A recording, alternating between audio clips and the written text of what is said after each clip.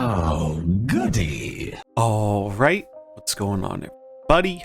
Zombies here again, and today we're back with another Marvel Snap video. So today we're going over some day one decks for Martyr. We're going to keep this one kind of short and sweet because there is not a lot to say about this card. Martyr is a 1 mana, 4 power that reads, at the end of the game, move to a location that loses you the game if possible. This card is really, really bad.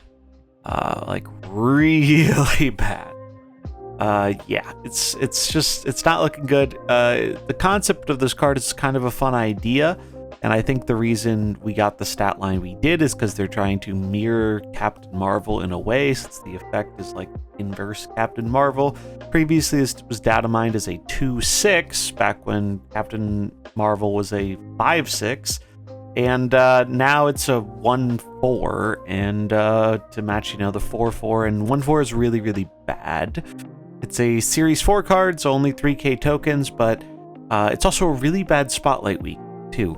So the other cards in the Spotlight Week are Jean and 2099. 2099, again, another one of the worst Series 4 cards. A lot better than Martyr, but that's not really saying much. It's not a card that really sees any remote play right now. Jean, not a terrible card or anything, but definitely more niche and not really finding too much of a home in this meta.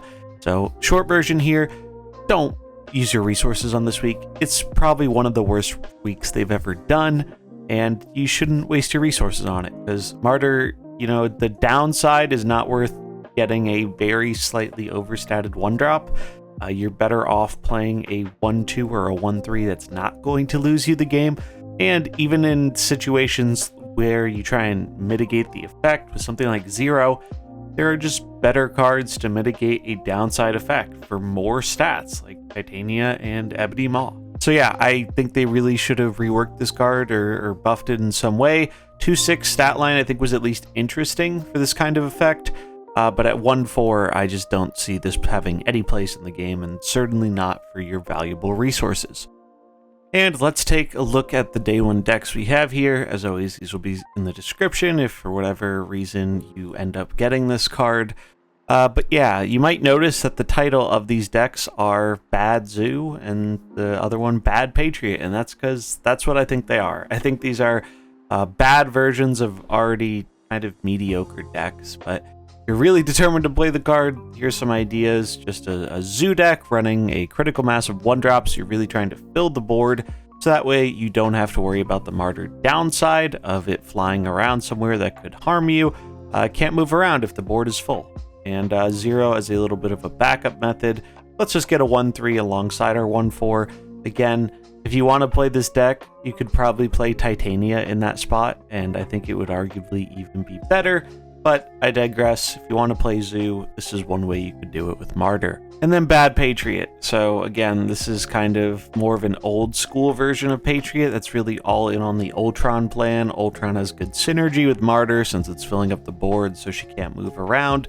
So whether it is using her in one of the lanes where the drones are going, or if we're putting her in the Ultron lane to bolster that up, as we have other effects that buff up the Ultron drones, you can kind of mitigate the effect by filling your board. But again, haven't really seen too much Ultron Patriot in a while, and I think there's a pretty good reason for that. It's a very fragile deck that folds pretty hard to things like Cosmo and Killmonger, and I don't particularly expect Martyr to change that. You could also put this card in lockdown, I think, with Professor X. That's kind of one of the better upsides for her, as then she can't move, but I'm not even going to entertain making a deck for that, because I think if you want to play Lockdown, the vast majority of the time, your experience is going to be better not playing a card that will sometimes lose you the game. I think you're better off playing like almost any other 1-drop than Martyr in that kind of deck. So, not even really interested in building that. That's how bad I think this card.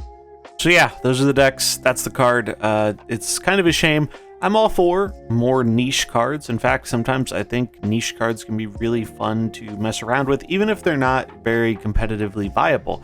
I think Gladiator was a good example of that. Gladiator felt actually like a really, really bad card most of the time when I played it, but it had a fun little animation, and the risk-reward aspect of it was kind of fun.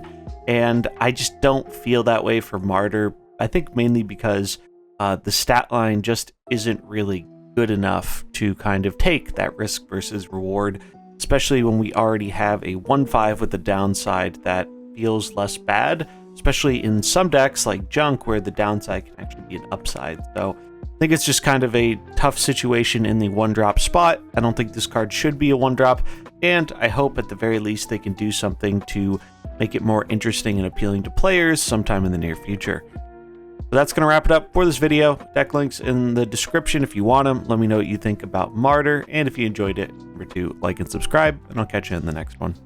Peace.